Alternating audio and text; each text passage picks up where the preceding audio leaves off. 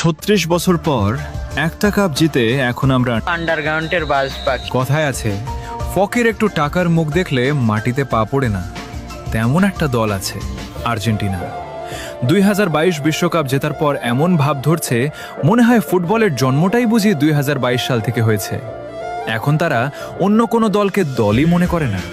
তাদের ভাব এমন, বাকি সবাই মাঠে শুধু হাজিরা দিতে আসে।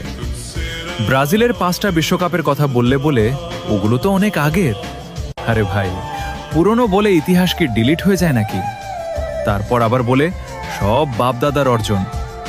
আচ্ছা ভাই, ইতিহাসের কথা তুললে পুরনো কথাই তো আসবে। আর তোমাদের ইতিহাসে তো ডিয়েগো মারাদোনার সেই হাতের গোলের গল্প আছে। তবুও এত ভাব।